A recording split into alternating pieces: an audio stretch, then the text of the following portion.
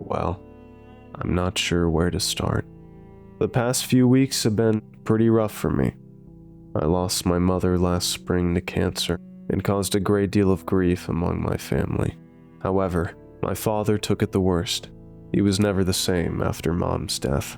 He'd lock himself in his house, all alone, spacing himself from the rest of the world, spacing himself from me.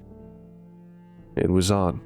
Throughout his entire life, he'd always been so outgoing.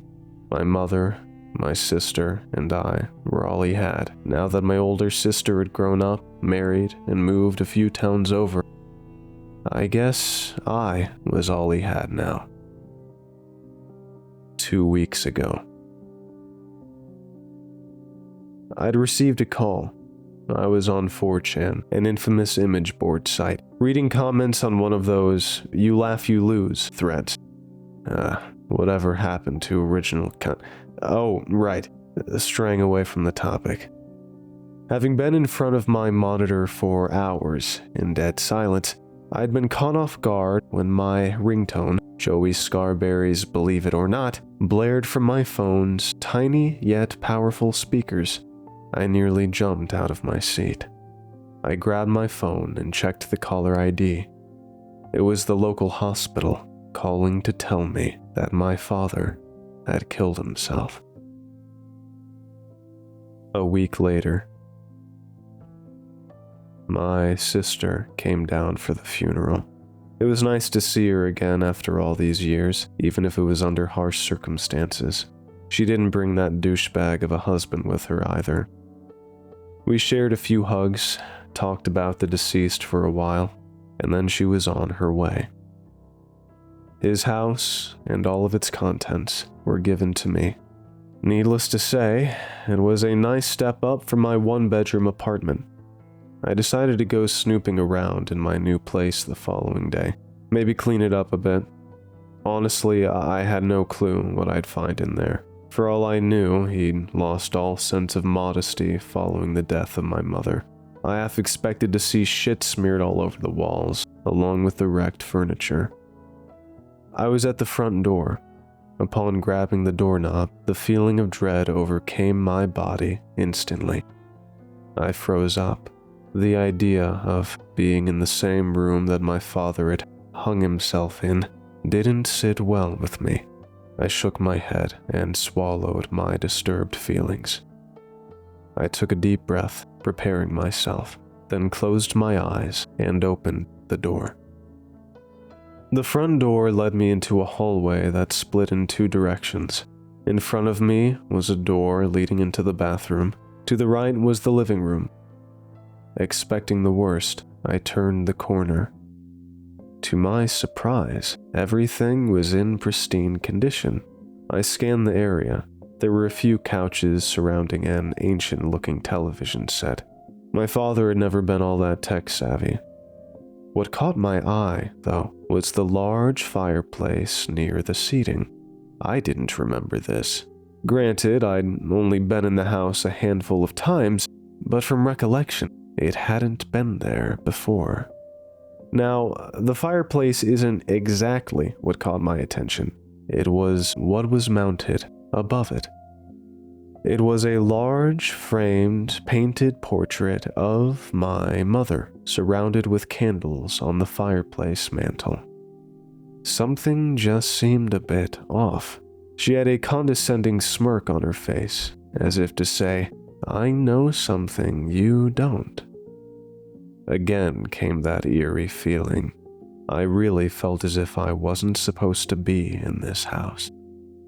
Being the dumbass I am, I decided to stick around for a while longer.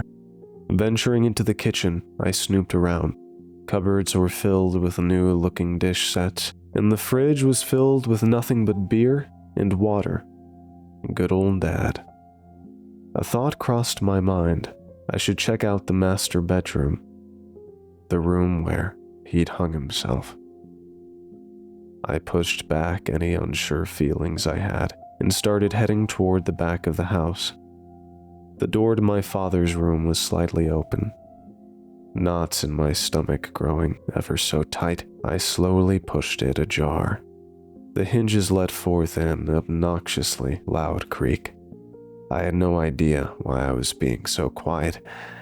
I tried to convince myself that I was the only person in the house. The butterflies in my stomach refused to go away. The master bedroom was normal. Everything looked clear. I took a few steps while scanning the area. There was a nightstand to the right side of his bed, his glasses resting atop, seemingly untouched. He never liked wearing them, said they made him look like a sissy boy. To the left of the room was a door. Something, I don't know what, drew me to it. I wanted to open it. No, I needed to open it. Making my way over to this mysterious door, I made sure to be quiet. Again, don't ask me why. I just felt like I'd be disturbing something if I made noise. I bit my lower lip, placing my hand on the knob. I was trembling in anticipation. I closed my eyes, counted down from 3, and quickly opened the closet. Coats. Lots of coats.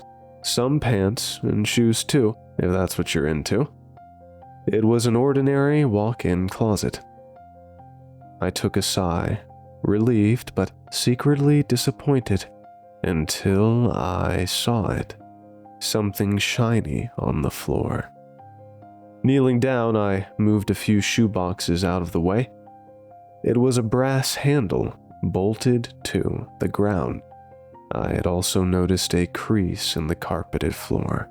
It was a small hatch leading into the basement. My heart raced. What could be down there? My lust for adventure got the better of me. Without thinking, I grabbed the brass handle and flung the hatch open. I peered inside. It was dark. All of my instincts went against what I was about to do, but I completely ignored them. I jumped down. Luckily, it wasn't that high of a drop. I'd be able to pull myself out if need be. The basement was dark and extremely dusty. Fishing into my pocket, I pulled out my Zippo lighter. It took me a few tries, but I finally managed to get a steady flame to light up a small portion of the room. That's when I saw the last thing I'd ever expect to see in my father's basement. A computer. Sitting at the edge of the room was a small desk, keyboard, mouse, and monitor. One of those white plastic chairs was pushed into the desk. Curiously, I walked over to the station. The computer looked new, as if it had never been used. This couldn't be my father's. Why would he have a nice rig like this sitting in the basement? I pulled the flimsy chair from the desk and took a seat in front of the monitor. I crossed my fingers, leaned over, and tried booting up the computer. Eureka! It worked. The Windows 7 boot logo appeared on the screen. Again, it struck me as odd that my father owned such a nice, expensive-looking computer. It required me to select a user. There was only one. Disappointment. A chill went down my spine. Disappointment? Why would he name his profile that? I clicked it. It asked me for a password. I grinned and typed Cheyenne, my mother's name. I'll be damned, it worked. I cocked my head to the side. Something was wrong. His desktop background was solid black. There was no start bar, and there was only one icon. In the middle of the screen was a single executable file. Choke.EXE. My hands trembled. I had no idea what I was doing here, or why I'd come here in the first place. I wanted to turn around and get back to the comfort of my apartment, but curiosity wouldn't let me. I couldn't control myself. Almost against my will, I hovered the cursor over the icon and double-clicked. The screen flickered. I figured there was something wrong with the cord. I reached my hand behind the machine, feeling for wires. Impossible. Nothing was plugged in. The computer emitted a high-pitched buzz, almost as if it were working itself too hard. Shades of blue, red, and green flashed on and off across the monitor. The computer's whining became louder and louder, sputtering with life, increasing with intensity with every second. All of a sudden, everything became quiet again. I looked at the screen. There was a red dot in the very middle with text underneath, simply stating, "Disappointment." My heart was pounding in my chest. Everything had come to a standstill. I relaxed for what seemed like a few seconds, until I heard it. The sound of heavy breathing and footsteps behind me, coming closer. I didn't dare shift my gaze from the computer monitor. The footsteps stopped. Whoever or whatever was behind me had leaned over. Their mouth was right next to my ear. I heard a familiar voice whisper, "Choke." With great force, a rope was wrapped around my neck. I screamed as loud as I could. The rope tightened, and I was yanked backwards out of my chair. I couldn't breathe. My neck was sore. My vision slowly started to fade away due to lack of oxygen. I was going to die. I gagged and clawed at my neck. There was nothing there. I was on my hands and knees, gasping for air. My vision had returned. I stood up and staggered around, trying to regain my bearings. I was in the living room, right in front of the fireplace. Looking down on me with that condescending smirk was the portrait of my mother.